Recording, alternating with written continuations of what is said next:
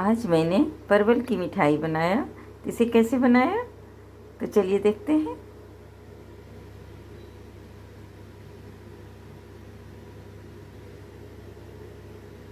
नमस्कार, रंजू की दुनिया में आपका स्वागत है। आज मैं परवल की मिठाई बनाने जा रही हूँ।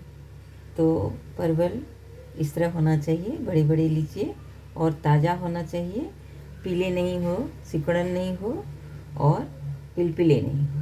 तो फिर इनमें किन किन चीज़ों की आवश्यकता होगी। तो ये है मेरे पास 300 ग्राम मावा, जिसे मैंने घर में तैयार किया है। और ये है 1 कप चीनी, वज़न में ये 250 ग्राम है। और ये 2 चम्मच पिस्ता कटा हुआ, 2 चम्मच ये बादाम मैंने पतले स्लाइस में काटा हुआ है। और ये 4 से 5 इलायची। और इधर मैंने शुगर का पाउडर लिया है, ये है 4 से 5 चम्मच। तो सबसे पहले हम ये परवल को पहले छील लेते हैं।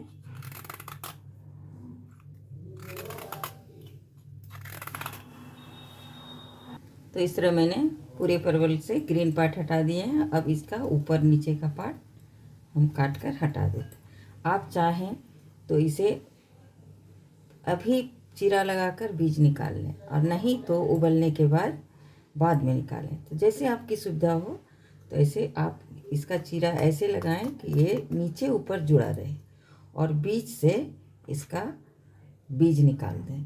तो मैं तो बंद ही उबालूंगी, तो फिर चलते हैं उबालने के लिए। तो पहले सब कुछ छील कर रख लेते हैं। इस तरह मैंने सारे परवल को छील लिए हैं, और इधर मैंने पानी भी चढ़ा दिया है, जो कि उसमें उबाला गया है। अब मैं इसमें सारे परवल को डाल दूँगी, और इसमें मैंने 1 लीटर पानी दिया है, जिसमें ये सारे परवल अच्छी तरह से डूब जाए। और इसे हम ढककर 4 से 5 मिनट पकाएंगे। इसमें 1/4 चम्मच बेकिंग पाउडर मुझे देना है। तो इस तरह हम मिला देंगे, इससे इसका कलर हरा बना रहेगा। और क्योंकि घर में बना रहे हैं, इसमें कलर तो देना नहीं है, इसलिए मैं इसे ऐसे ही बनाऊंगी। तो 4 मिनट के बाद चेक कर लेंगे कि ये ज़्यादा उबालना नहीं है। ज़्यादा कुक करने से ये टूटने लगेगा, इसलिए इतना कुक करेंगे कि 4 मिनट में करीब करीब हो जाएगा। तो 5 मिनट हो गया है, और हमने इसे चेक करना है। तो ये तैयार हो गया। अब मैं गैस का फ्लेम बंद कर रही हूँ। अब हम इसे छान कर निकाल लेते हैं, और एक छन्नी लगा देते हैं। और ये तब तक ठंडा होगा।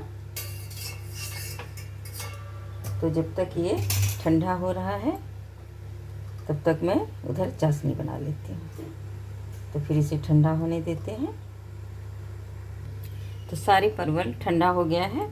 अब मैं जिसमें चीरा लगाकर डाली थी, उसका मैं बीज निकाल लेती हूँ। तो इसे आराम से निकालें, और उबलने के बाद ये अच्छी तरह से निकल जाता है, इसलिए मैंने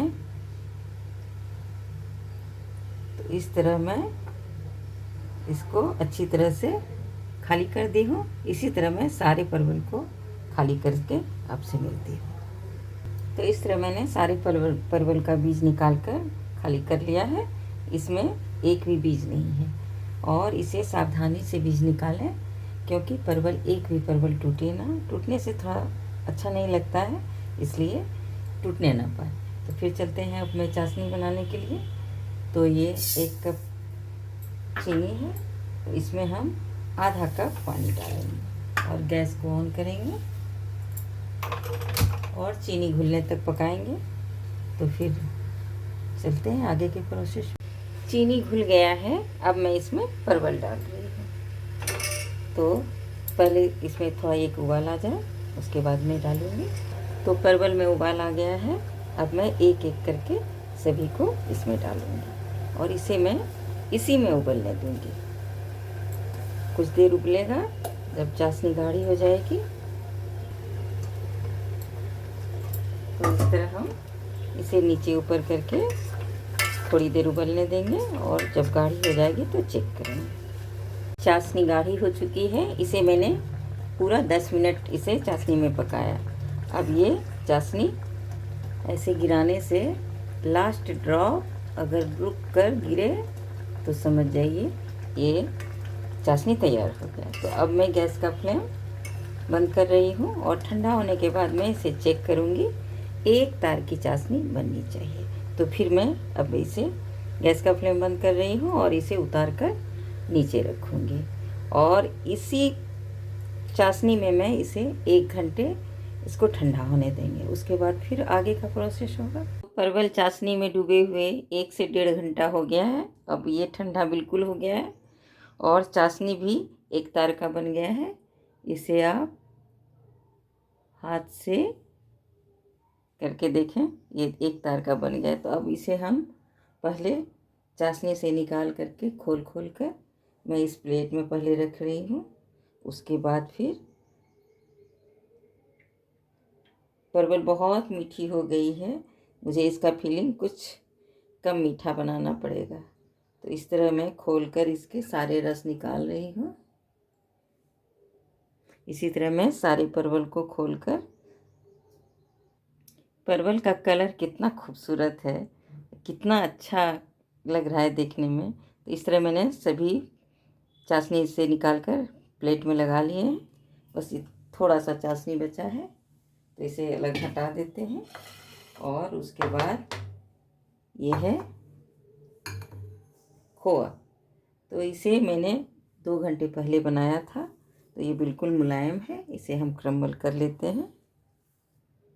तो मावा को क्रम्बल कर लिए हैं। अब मैं इसमें पहले थोड़ा ही चीनी डालूँगी और टेस्ट करके देख लूँगी कि ये इसका टेस्ट मीठा ज़्यादा नहीं होना चाहिए, क्योंकि परवल भी मीठा है, इसलिए अंदर का फीलिंग थोड़ा फीका ही होना चाहिए। और ये है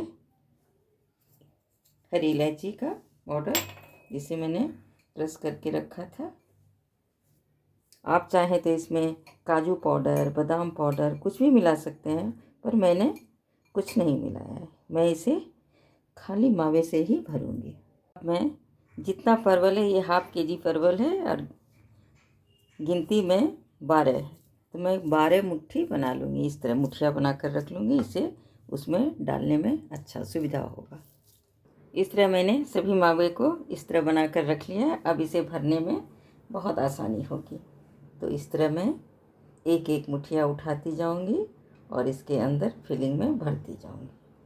और ये बहुत आसानी होता है इस तरह भरने में।